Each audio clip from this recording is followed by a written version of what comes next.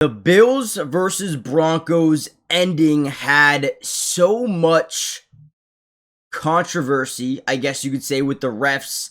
And now that I'm taking a look at it, not even 24 hours later, but the next morning, I'm starting to see maybe the refs weren't completely right. And I hate ending playoff games in this fashion.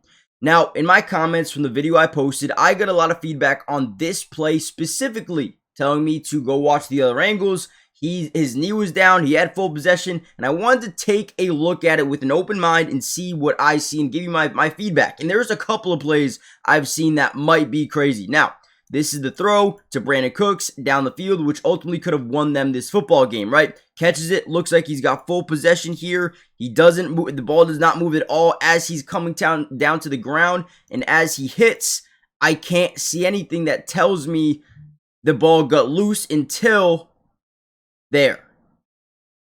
So this is interesting to me because there's been other cases in the NFL where they ruled this a catch for the wide receiver because he is on the ground. Now, does it complete the full action of a catch all the way to the ground? I can't, I'm not a ref. I can't tell you yes or no. In my opinion, it is so close. And I think at the very least, this should have went into a review. This should have been a review. And I believe it was in the last 2 minutes or so, right? So they can't throw a challenge flag, right? But what's even crazier, guys, that this wasn't ruled a catch, knee down, right? Shout out to rate the refs. Take a look at this next play, man. You're gonna hate this. So the Marvin Mims touchdown. This is a different angle of it, and we see Marvin Mims get the ball, right? He gets 2 feet in, right? That's perfect. But a lot of times I hear complete the catch to the ground. And if we're talking about the Brandon Cooks catch, I feel like we have to. If you're gonna say he didn't complete the catch, why are we not talking about the Marvin Mims touchdown? And as he's bringing it right 2 feet in, cool, right? But you have to complete possession through the ground. That is one thing. And if you're gonna debate the Brandon Cooks one, this is one. Boom, the ground makes that thing move. That ball is no longer held not correctly, but you guys know what I mean. Boom, you see that thing move completely. How was this not overturned? And again, you guys can tell me what you think, but man, now there is still plenty of time. I don't know if this would have really affected the game, and if anything, you could also debate that this touchdown gave the Bills a chance to go down score, right? If the Broncos took out another 40 seconds and left Buffalo with 10 seconds and then got a touchdown, then the game would have been over there, right? So again, there's a lot of things we can debate. The refs aren't perfect, but that's another potential missed call. Now, really quickly, guys, let me know what you think in the comments, but also hit the like button.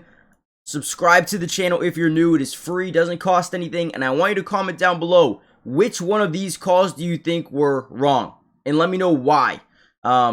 Just want to hear your thoughts. Let's keep going though.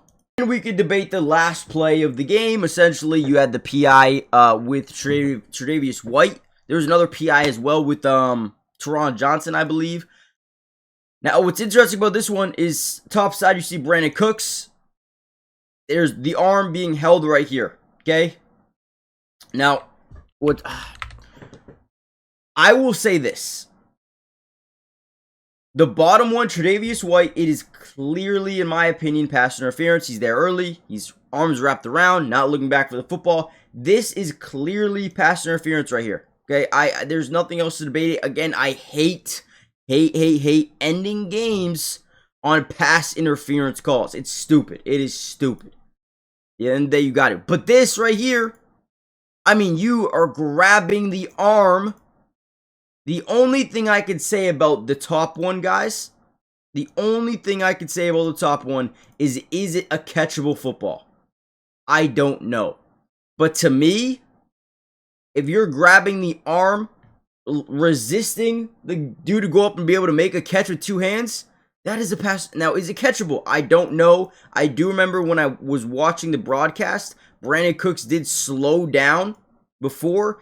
At the end of the day, there was a lot of, I don't want to say missed calls, but a lot of questionable calls.